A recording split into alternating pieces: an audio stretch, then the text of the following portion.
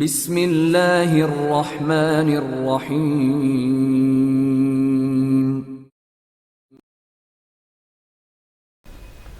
0/0 Imran series, مصنف مظہر کلیم M.A۔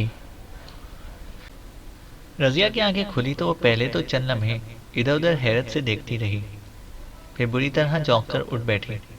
اس کی آنکھیں حیرت سے پھٹی ہوئی تھیں۔ اسے سمجھ ہی نہ آ رہی تھی کہ وہ اپنے فلیٹ کی بجائے کہاں پر پہنچ گئی ہے۔ یہ کمرہ اس کے لیے قطعی اجنبی تھا۔ اسے اتنا یاد تھا کہ وہ اپنے فلیٹ میں بیٹھی تھی کہ اچانک دروازے کی ہول سے اسے سفید رنگ کا دھواں سا نکلتا دکھائی دیا تھا۔ وہ بھی سوچ ہی رہی تھی کہ یہ دھواں کیسا ہے کہ اچانک اس کا ذہن گھومنے لگا، اور پھر دوسرے لمحے اس کے ذہن پر تاریکی کا دبیز پردہ سا پڑ گیا، اور اب اس کی آنکھ اس عجیب و غریب کمرے میں کھلی تھی۔ رضیہ اٹھ کر کھڑی ہوئی۔ کمرے کی دیواریں بالکل سپاٹ تھیں، فرش پر سرخ رنگ کا قالین بچھا ہوا تھا، اور کمرے کا اکلوتا دروازہ بند تھا۔ وہ تیزی سے کمرے کے دروازے کی طرف بڑھی۔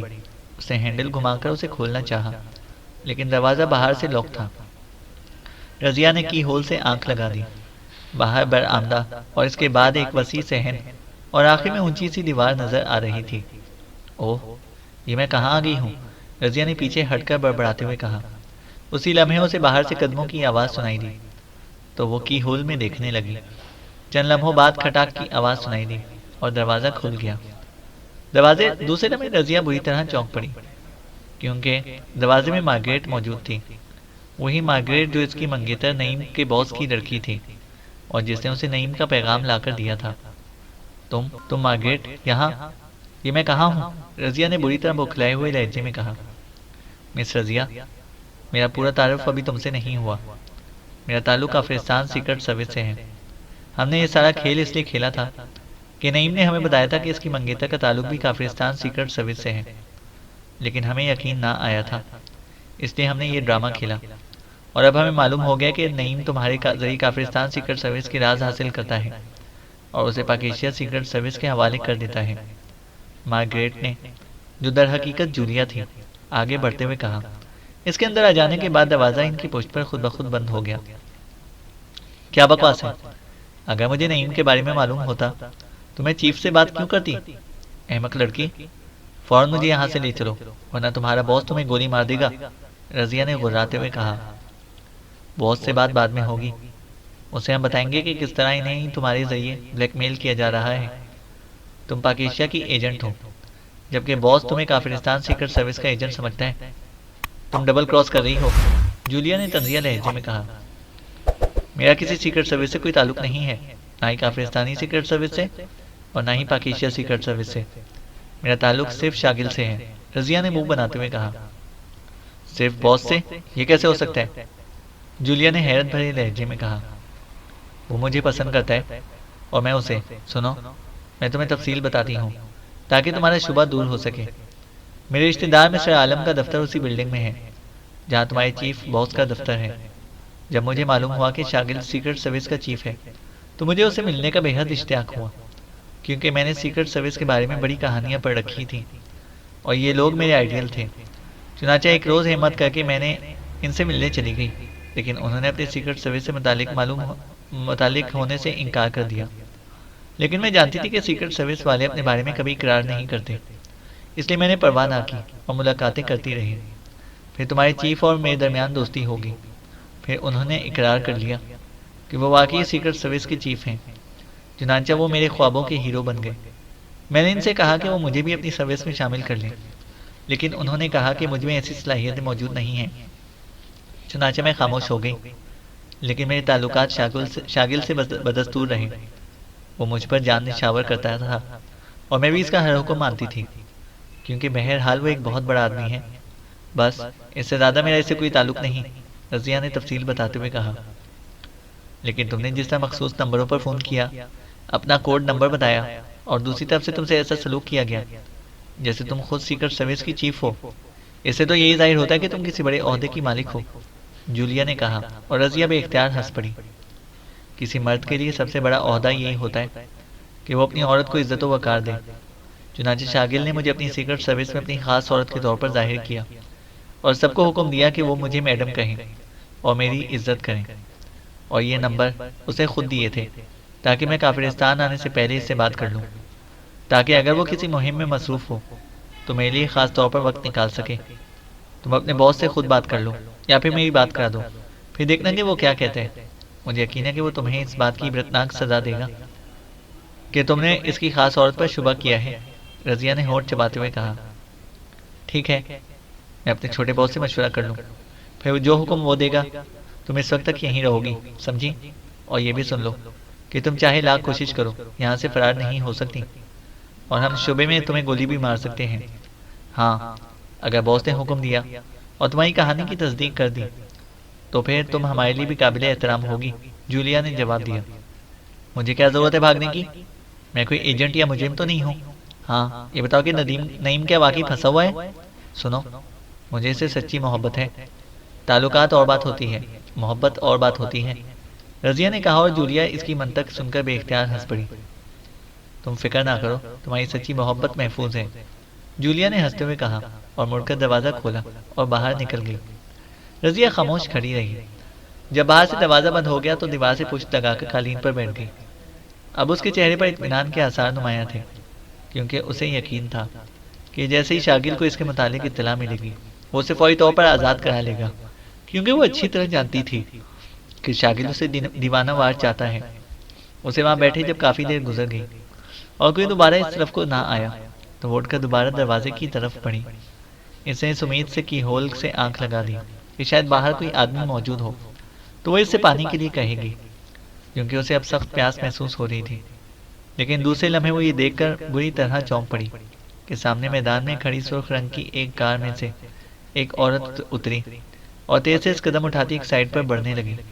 لیکن رضیہ کی آنکھیں حیرت کی زیادتی سے پھٹنے کے قریب ہو گئیں، کیونکہ وہ عورت وہ خود تھی، بالکل اس جیسی۔ اس کا قد و قامت، شکل و صورت، ہیئر اسٹائل، بالوں کا رنگ، چلنے کا انداز، سب کچھ بالکل اس کے اپنے جیسا تھا۔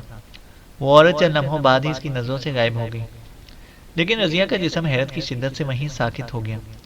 اس کی سمجھ میں یہ سارا چکر نہ آ رہا تھا، اور پھر جیسے اچانک ذہن میں کوئی دھماکہ سا ہوتا ہے، اس طرح اس کے ذہن میں ایک خیال آیا اور وہ بری طرح اچھل پڑی۔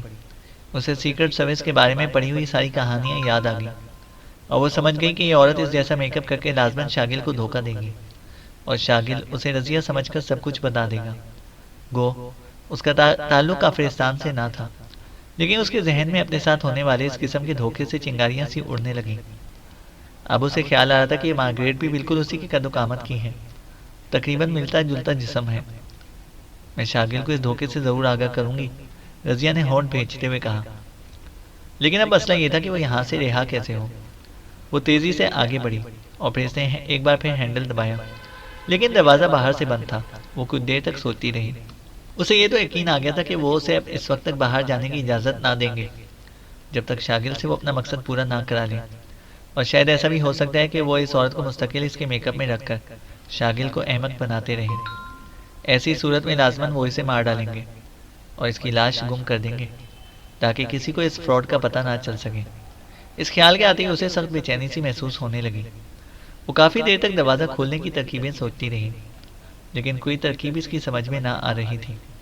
وہ کمرے میں بے چینی سے ٹہلنے لگی، اور پھر اچانک ایک خیال اس کے ذہن میں آیا تو اسے جلدی سے جھک کر پیر میں پہنے ہوئے بوٹ کا تسمہ کھولنا شروع کر دیا۔ اس کی شروع سے عادت تھی کہ وہ پیروں میں مردانہ بوٹ پہنتی تھی۔ اس طرح وہ اپنے آپ کو نفسیاتی طور پر بڑا محفوظ محسوس کرتی تھی۔ اس نے تسمہ کھولا اور پھر اسے بوٹ سے علیحدہ کر کے وہ دروازے کی طرف بڑھی۔ تسمے کے سرے پر خاصا لمبا کلپ چڑھا ہوا تھا، لیکن وہ بے حد سخت ہونے کی بجائے قدرے نرم تھا۔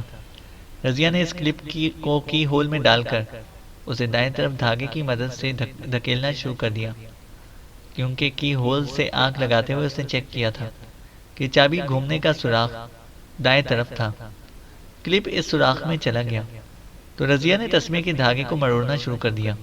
وہ مسلسل اسے مروڑ کر پھر ذرا سا جھٹکا دیتی، لیکن جب دھاگا باہر آنے لگتا تو وہ اسے مخالف سمت میں مروڑنے لگتی۔ چند لمحوں بعد جب اس نے اسے جھٹکا دیا تو تسمے میں کھنچاؤ سا محسوس کیا۔ اسے ایسا لگا جیسے کلپ میں کسی چیز میں پھنس گیا ہو۔ رضیہ کے چہرے پر مسرت کے آثار نمایاں ہوئے۔ اس نے دھاگے کو ایسا ایسا کھینچنا شروع کر دیا اور تسمہ تن سا گیا۔ رضیہ نے ہونٹ بھیجتے ہوئے تسمے کو زور سے جھٹکا دیا۔ وہ دل ہی دل میں دعا مانگ رہی تھی کہ اس سادہ سی ترکیب سے تالا کھل جائے، اور پھر جیسے ہی اس نے جھٹکا دیا، اس کا دل یکلخت خوشی سے اچھل پڑا، کیونکہ جھٹکا دیتے ہی ہلکی سی کھٹاک کی آواز سنائی دی، اور اس کے ساتھ ہی وہ تسمہ باہر آ گیا۔ رضیہ نے جلدی سے ہینڈل پر ہاتھ رکھ کر اسے دبایا تو دروازہ کھلتا چلا گیا۔ رضیہ نے جھک کر تسمے کو دوبارہ بوٹ کے 2-3 سوراخوں میں ڈالا اور اسے کس کر باندھ دیا۔ باقی سوراخ اس نے خالی چھوڑ دیے تھے، کیونکہ اسے خطرہ تھا کہ اچانک کوئی آ نہ جائے۔ یہ تسمہ بھی اس نے اس لیے باندھا تھا کہ بغیر تسمہ بندے بوٹ کھل گیا تھا اور اس طرح اس سے بھاگا نہ جاتا تھا۔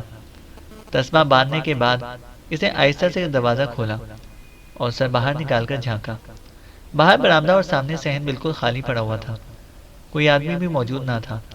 وہ آہستہ سے باہر نکل آئی۔ سامنے موجود پھاٹک بند تھا اور دیواریں بھی سپاٹ اور اونچی تھیں، لیکن اس وقت اسے کسی اونچی چیز کی پرواہ نہیں تھی۔ چنانچہ دروازے سے باہر نکلتے ہی وہ یکلخت سامنے پھاٹک کی طرف دوڑنے کی بجائے بائیں طرف برآمدے میں دوڑتی چلی گئی۔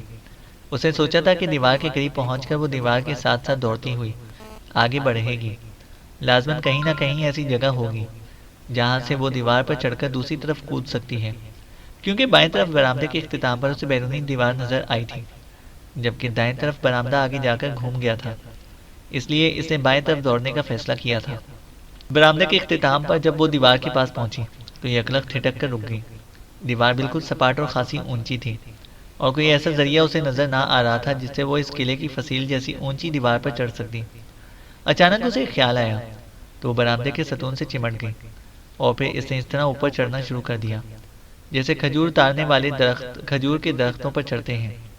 وہ بچپن میں اپنے ایک انکل کے ہاں ٹھہرنے جاتی تھی جن کے کھجوروں کے باغ تھے، اور اسے ان درختوں پر چڑھنے والے بہت اچھے لگتے تھے، اس لیے اس نے ان سے باقاعدہ کھجور پر چڑھنے کا فن سیکھا تھا، اور پھر وہ اس میں اس قدر ایکسپرٹ ہو گئی تھی کہ بغیر رسی کے وہ اس طرح ہاتھوں اور پیروں کی مدد سے اونچی کھجور پر چڑھ جاتی تھی۔ گو کہ یہ ستون بالکل گول اور پھسلواں تھا، لیکن چونکہ اسے اوپر چڑھنے کا ڈھنگ آتا تھا، اس لیے تھوڑی سی کوشش سے وہ ستون پر چڑھ کر اتنی اونچی چلی گئی کہ اس کا ہاتھ اوپر برآمدے کی منڈیر پر پڑ سکتا تھا۔ اس نے پہلے ایک ہاتھ منڈیر پر جمایا، پھر دوسرا، اور خود وہ منڈیر سے لٹک گئی۔ اسی لمحے اسے عمارت کے اندر ہلکا سا سائرن سا بجنے کی آواز سنائی دی، تو وہ سمجھ گئی کہ اسے کسی طرح دیکھ لیا گیا ہے۔ چنانچہ اپنی جان بچانے کے لیے اس کے بازو میں یکلخت بے پناہ قوت سی بھر گئی۔ اس سے پوری قوت سے زور لگاتے ہوئے بازوؤں کے بل اپنے جسم کو اوپر اٹھایا، اور پھر وہ ہانپتی ہوئی برآمدے کی چھت پر چڑھ جانے میں کامیاب ہو گئی۔ اب اسے نیچے برآمدے میں کسی کے دوڑتے ہوئے قدموں کی آواز سنائی دی، تو وہ جلدی سے اٹھ کر سائڈ کی طرف بڑھی۔ یہاں بھی سائڈ کی دیوار کچھ اونچی تھی، لیکن اتنی اونچی نہ تھی کہ اس کے بس سے باہر ہو جاتی۔ وہ تیزی سے دوڑتی ہوئی پنجوں کے بل اچھلی، اور پھر ہائی جمپ کے سے انداز میں چھلانگ لگانے کے نتیجے میں اس کے دونوں ہاتھ دیوار کے سرے پر جم گئے، اور اس نے ایک بار پھر اپنے جسم کو بازوؤں کے بل اوپر اٹھانے کی کوشش شروع کر دی۔ رک جاؤ ورنہ گولی مار دوں گا، اچانک ایک چیختی ہوئی آواز اسے عقب سے سنائی دی۔ اسی لمحے اسے پوری قوت سے اپنے جسم کو اوپر کی طرف جھٹکا دیا، اور اس کا جسم یکلخت فضا میں کلابازی کھا گیا، اور پھر دیوار اس کے ہاتھوں سے نکل گئی۔ ایک لمحے سے بھی کم عرصے میں اسے احساس ہو گیا کہ وہ بہت اونچی دیوار سے دوسری طرف نیچے گر رہی ہے۔ یہ بلندی اس قدر زیادہ تھی کہ نیچے جاتی ہوئی سڑک اسے بہت دور محسوس ہوئی۔ دوسرے لمحے اس کے حلق سے خود بخود ایک زوردار چیخ نکلی۔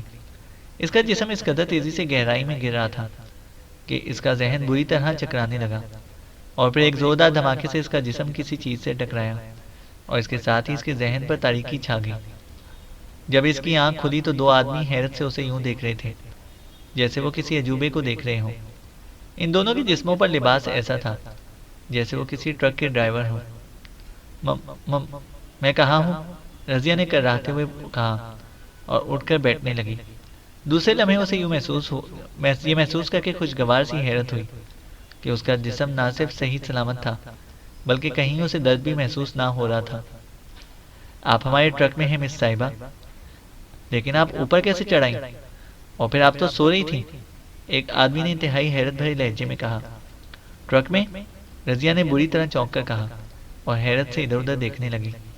دوسرے لمحے اس پر انکشاف ہوا کہ وہ کپڑوں کے بڑے بڑے بنڈلوں پر پڑی ہوئی ہے۔ یہ استعمال شدہ کپڑے تھے۔ اوہ خدا کا شکر ہے کہ میں بچ گئی۔ مجھے گنڈوں نے زبردستی اٹھا کر ایک عمارت میں لے گئے تھے۔ اس کی دیواریں اونچی تھیں۔ میں اپنی عزت بچانے کے لیے ان سے لڑتی ہوئی چھت پر آئی، اور پھر جب وہ مجھے پکڑنے لگے تو میں نیچے سڑک پر کود گئی۔ میں اپنے طور پر اپنی عزت بچانے کے لیے جان پر کھل گئی تھی، لیکن خدا نے مجھے بچا لیا۔ رضیہ نے نئی کہانی سناتے ہوئے کہا۔ اوہ، تو جب ٹرک کے پیچھے دھماکہ ہوا تھا تو وہ آپ کودی تھی۔ ہم نے سمجھا کہ کوئی جمپ لگا ہے۔ بہرحال جسے خدا رکھے اسے کون چکھے، ڈرائیور نے سر ہلاتے ہوئے کہا۔ وہ رضیہ کی کہانی سے بے حد متاثر معلوم ہو رہا تھا۔ میں کہاں ہوں؟ رضیہ نے اٹھ کر کھڑے ہوتے ہوئے کہا۔ آپ لانڈری کے ٹرک پر ہیں۔ یہ برائٹ واش لانڈری کا سامان ہے۔ ہم نے جب بنڈل اتارنے کے لیے ٹرک کا پچھلا حصہ کھولا تو آپ یہاں پڑی تھی، ڈرائیور نے جواب دیا۔ اوہ پلیز، وہ گنڈے میرے پیچھے ہوں گے، آپ پلیز کسی کو نہ بتائیں، اور مجھے ٹیکسی لا دیں پلیز، ورنہ وہ مجھے مار ڈالیں گے، رضیہ نے روتے والے انداز میں منہ بناتے ہوئے کہا۔ مس صاحبہ، کس کی جرات ہے کہ وہ آپ پر ہاتھ اٹھا کر سکے؟ ویسے آپ کا خیال درست ہے کہ لانڈری والوں کو بھی آپ کا پتہ نہیں چلنا چاہیے، ورنہ ہو سکتا ہے گنڈے یہاں بھی پوچھتے ہوئے آئیں۔ آپ ایسا کریں کہ ایک کونے میں ہو جائیں، ہم بنڈل نیچے اتار کر پچھلا حصہ بند کر دیں گے، اور پھر جب ٹرک لانڈری سے باہر چلا جائے گا تو ہم کسی مناسب جگہ پر آپ کو ٹیکسی میں بٹھا دیں گے، ڈرائیور نے جواب دیا۔ اس کی آنکھوں میں مخصوص چمک سی ابھر آئی تھی۔ بنڈل اتار دو رشید، جلدی، ڈرائیور نے دوسرے ساتھی سے کہا جو اب تک خاموش تھا، اور اسے سر ہلاتے ہوئے بنڈل اٹھا کر نیچے پھینکنا شروع کر دیا، جبکہ ڈرائیور کود کر نیچے اتر گیا۔ رضیہ ایک خالی کونے میں کھڑی ہو گئی۔ جب سب بنڈل نیچے پھینک دیے گئے تو وہ بنڈل پھینکنے والا رضیہ کو معنی خیز نظروں سے دیکھتا ہوا نیچے کود گیا، اور اس کے بعد اسے پچھلا حصہ بند کرنے کے لیے تختے جوڑنا شروع کر دیے۔ رضیہ خاموش بیٹھ گئی۔ تھوڑی دیر بعد ٹرک میں حرکت ہوئی اور وہ مڑنے لگا۔ اسی لمحے کیبن والے حصے اور ٹرک کی باقی باڈی کے درمیانی دیوار میں موجود ایک چوکھٹا سا ذرا سا ہٹ گیا۔ رضیہ نے جلدی سے آگے بڑھ کر اس کے ساتھ کان لگا دیا۔ لڑکی بڑی زوردار ہے رشید، میں اسے استاد بچھو کے ڈیرے پر لے کر جاؤں گا، وہاں مال پانی بھی مل جائے گا اور لڑکی بھی فرار نہ ہو سکے گی، خوب عیش کریں گے، ڈرائیور کی مسکراتی ہوئی آواز سنائی دی۔ لیکن استاد، وہ بچھو تو بڑا خوفناک آدمی ہے، اگر اسے لڑکی کو اپنے قبضے میں کر لیا تو تم اس کی ہوا بھی نہ دیکھ سکو گے، دوسرے آدمی کی آواز سنائی دی۔ تم فکر نہ کرو، وہ سب کے لیے خوفناک ہے لیکن میرے لیے نہیں، ڈرائیور کی آواز سنائی دی، اور رضیہ سمجھ گئی کہ ان دونوں کی نیت بھی خراب ہو گئی ہے۔ وہ جلدی سے اٹھی اور ٹرک کی دیوار کے ساتھ چلتی ہوئی پچھلے حصے کی طرف آ گئی۔ ٹرک اب خاصی رفتار سے آگے بڑھ رہا تھا۔ رضیہ پچھلے تختوں پر پیر رکھتی ہوئی اوپر چڑھ گئی۔ اسی لمحے ایک موڑ کاٹتے ہوئے ٹرک کی رفتار آہستہ ہوئی، اور رضیہ کو سڑک کی سائیڈ میں گھاس اور پھولوں کے پودے نظر آئے، تو وہ اس نے یکلخت ان پھولوں کے پودوں پر چھلانگ لگا دی۔ ٹرک تیزی سے آگے بڑھ گیا۔ رضیہ پودوں پر گرنے کی وجہ سے کچھ زیادہ چوٹ سے تو بچ گئی، لیکن اس کے جسم میں درد کی تیز لہریں سی دوڑنے لگیں۔ وہ کرراہتی ہوئی اٹھی۔ اس نے دیکھا کہ وہ اس وقت سینٹرل اسکوائر پر موجود تھی، جہاں ایک لمبا گول چکر ٹریفک کے لیے بنایا گیا تھا، اور درمیان میں گھاس اور پھولوں کے پودے لگے ہوئے تھے۔ چونکہ درمیانی حصہ سڑک سے کافی اونچا تھا، اس لیے رضیہ کو زیادہ بلندی سے نہ گرنا پڑا تھا۔ ٹرک موڑ کاٹ کر اس کی نظروں سے اوجھل ہو گیا۔ وہ تیزی سے دوڑتی ہوئی اس چکر سے اتری اور ٹیکسی اسٹینڈ کی طرف بڑھنے لگی، جو یہاں سے قریب ہی تھا۔ اسے خطرہ تھا کہ ٹرک واپس نہ آ جائے، لیکن وہ اطمینان سے ٹیکسی اسٹینڈ پر پہنچ گئی، اور چند لمحوں بعد اسے خالی ٹیکسی میسر آ گئی۔ ذیشان کالونی چلو، رضیہ نے ٹیکسی پر بیٹھتے ہوئے کہا، اور ڈرائیور نے سر ہلاتے ہوئے گاڑی آگے بڑھا دی۔ میری طبیعت خراب ہے اس لیے میں سیٹ پر لیٹ رہی ہوں، رضیہ نے سیٹ پر لیٹتے ہوئے کہا۔ وہ دراصل اپنا چہرہ شیشوں سے نیچے رکھنا چاہتی تھی تاکہ وہ پہلے والے لوگ کہیں اسے چیک نہ کر لیں، کیونکہ اسے یقین تھا کہ وہ لازماً اسے سارے شہر میں ڈھونڈتے پھر رہے ہوں گے۔ اوہ مس صاحبہ، میں بھی محسوس کر رہا ہوں کہ آپ بے حد پریشان ہیں، ہسپتال لے چلوں؟ ڈرائیور نے ہمدردانہ لہجے میں کہا۔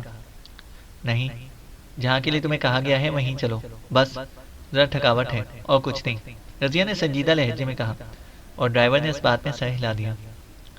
مس صاحبہ، ذیشان کالونی آ گئی ہے، کہاں جانا ہے؟ ڈرائیور نے تھوڑی دیر بعد گاڑی کی رفتار آہستہ کرتے ہوئے کہا۔ بس کیفے اشتیاق کے قریب روک دو، رضیہ نے کہا، اور جب چند لمحے بعد گاڑی رک گئی تو رضیہ اٹھ بیٹھی۔ اس نے جیب سے ایک نوٹ نکالا اور ڈرائیور کو دے کر وہ دروازہ کھول کر نیچے اتر گئی۔ باقی تم رکھ لو، رضیہ نے کہا، اور تیز تیز قدم اٹھاتی کیفے اشتیاق کی طرف بڑھ گئی۔ یہ خاصا بڑا کیفے تھا اور ذیشان کالونی کے پہلے چوک پر واقع تھا، لیکن کیفے اشتیاق کی سیڑھیاں چڑھنے کے بعد وہ اس کے سنون کی آڑ میں ہو گئی۔ اور پھر جب ٹیکسی آگے بڑھ کر اس کی نظروں سے غائب ہو گئی تو وہ واپس سیڑھیاں اتر کر سڑک پر آئی اور تیزی سے پیدل آگے بڑھنے لگی۔ اب اسے اس طرح کی جاسوسی کرتے ہوئے لطف آنے لگا تھا۔ ذیشان کالونی میں ڈاکٹر شعیب کی بیگم رہتی تھی، جو رشتے میں اس کی خالہ لگتی تھی۔ ڈاکٹر شعیب چونکہ اہم سائنسی کاموں میں مصروف رہتے تھے، اس لیے وہ کبھی کبھار ہی آتے تھے۔ اس لیے رضیہ نے فوری طور پر یہاں آنے کا فیصلہ کیا تھا، کیونکہ یہاں اس کے خیال کے مطابق کوئی آدمی نہ پہنچ سکتا تھا، کیونکہ کوٹھی پر مسلح پولیس گارڈ پہرا دیتی تھی۔ اسے جان بوجھ کر اپنے خفیہ فلیٹ یا ہاسٹل کا رخ نہ کیا تھا، کیونکہ اسے خطرہ تھا کہ اسے اغوا کرنے والے لوگ اسے وہیں تلاش کر رہے ہوں گے، اور پھر یہاں وہ آسانی سے شاگل سے رابطہ قائم کر سکتی تھی۔ جب وہ کوٹھی پہنچی تو گارڈ انچارج نے اسے سلام کرتے ہوئے بتایا کہ بیگم صاحبہ بازار گئی ہوئی ہیں۔ کوئی بات نہیں، میں ان کا انتظار کروں گی، رضیہ نے مسکراتے ہوئے کہا اور آگے بڑھ گئی۔ گھریلو ملازموں نے اسے سلام کیا اور وہ ان کے سلام کا جواب دیتی ہوئی سیدھی ٹیلی فون والے کمرے میں پہنچ گئی۔ اس نے کمرے کا دروازہ بند کیا اور پھر سے ریسیور اٹھا کر شاگل کا نمبر ملانا شروع کر دیا۔ تھوڑی سی کوشش کے بعد شاگل سے رابطہ قائم ہو گیا۔ اوہ رضیہ ڈیئر، کیا بات ہے؟ تم نے ایک مشن کے دوران مجھ سے بات کرنے کی کوشش کی تھی، میں اس وقت سخت مصروف تھا، لیکن پھر تمہاری کال ہی نہیں آئی، کیا بات تھی؟ شاگل نے اس بار بڑے میٹھے لہجے میں کہا۔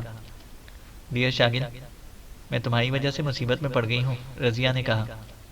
میری وجہ سے؟ وہ کیسے؟ شاگل نے بری طرح چونکتے ہوئے پوچھا، اور جواب میں رضیہ نے مارگریٹ کی آمد سے لے کر اب تک تمام حالات تفصیل سے بتا دیے۔ ساتھ ہی اسے یہ بھی بتا دیا کہ اس نے اس عمارت کے اندر ایک ایسی عورت کو دیکھا ہے جو بالکل اسی کے میک اپ میں تھی۔ اوہ رضیہ ڈیئر، تم نے انتہائی اہم ترین اطلاع دی ہے۔ اگر وہ عورت تمہارے میک اپ میں میرے پاس پہنچ جاتی تو بڑا ستم ہو جاتا۔ اوہ تھینک یو ڈیئر، شاگل نے انتہائی مسرت آمیز لہجے میں کہا۔ لیکن یہ سب چکر کیا ہے ڈیئر؟ رضیہ نے پوچھا۔ تم اس چکر کو چھوڑو، یہ بتاؤ کہ اس وقت کہاں ہوں؟ وہ لوگ تمہیں ضرور ڈھونڈنے کی کوشش کر رہے ہوں گے، شاگل نے کہا۔ میں اس وقت انتہائی محفوظ جگہ پر ہوں، ڈاکٹر شعیب کے گھر، وہاں کوئی نہیں پہنچ سکتا، رضیہ نے اعتماد بھرے لہجے میں جواب دیتے ہوئے کہا۔ اوہ اچھا، لیکن ڈیئر ایک ضروری کام کرو، بہت ہی ضروری۔ تم اس کوٹھی سے نکل کر کیفے رباط میں جاؤ، وہاں کاؤنٹر پر موجود آدمی سے صرف اتنا کہنا کہ تمہارا نام رضیہ ہے اور تم نے ریڈ واٹر سے ملنا ہے۔ وہ تمہیں ایک آدمی سے ملا دے گا، وہ آدمی میرا خاص آدمی ہے، تم نے یہ تمام حالات اسے بتا دینا ہے۔ اس کے بعد وہ خود ہی ان لوگوں کو ڈھونڈ نکالے گا۔ تم فوراً یہ کام کرو پلیز رضیہ، میری خاطر، شاگل نے بڑی منت بھرے لہجے میں کہا۔ میں اسے فون کر دیتی ہوں، رضیہ نے کہا۔ ارے نہیں، فون ٹیپ ہو جاتے ہیں، اس طرح وہ لوگ تمہارا پتہ معلوم کر لیں گے۔ میں چاہتا ہوں کہ ریڈ واٹر فوراً ان لوگوں کا خاتمہ کر دے تاکہ تم وہاں آزادی سے رہ سکو، ورنہ تم جانتی ہو کہ یہ لوگ تمہارا پیچھا کبھی بھی نہیں چھوڑیں گے۔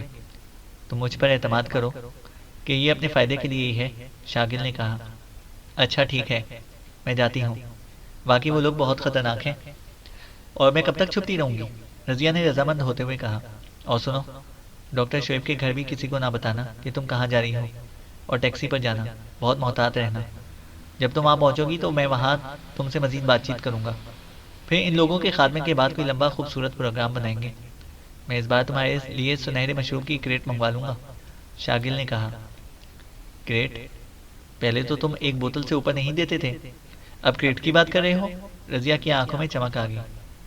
ڈیئر، تم نے میری خاطر بہت تکلیف اٹھائی ہے، اس لیے پورا کریٹ تمہارا حق بن گیا، بس تم اب چل دو، گڈ بائے، شاگل نے کہا، اور رضیہ نے بھی گڈ بائے کہتے ہوئے ریسیور رکھ دیا۔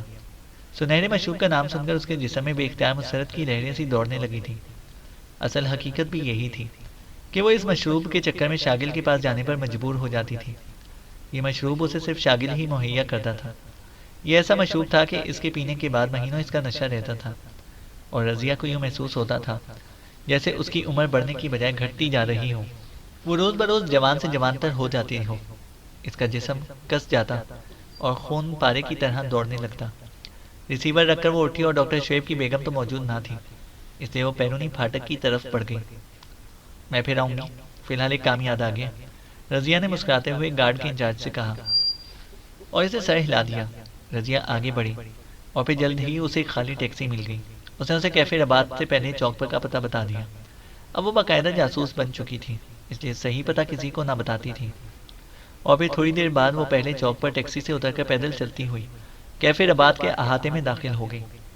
ہال میں نچلے درجے کے لوگ موجود تھے جو اسے دیکھ کر بے اختیار سیڑھیاں بجانے لگے، لیکن وہ کسی کی پرواہ کیے بغیر تیز تیز قدم اٹھاتی کاؤنٹر کی طرف بڑھ گئی۔ کاؤنٹر پر کھڑا لمبا اور پتلا سا نوجوان اسے غور سے دیکھ رہا تھا۔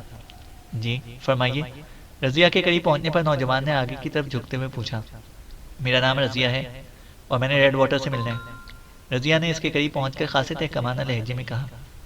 اوہ آپ، ٹھیک ہے آئیے میرے ساتھ، نوجوان نے چونک کر کہا اور کاؤنٹر سے نکل کر وہ ساتھ والی راہداری کی طرف چل پڑا۔ رضیہ اس کے پیچھے تھی۔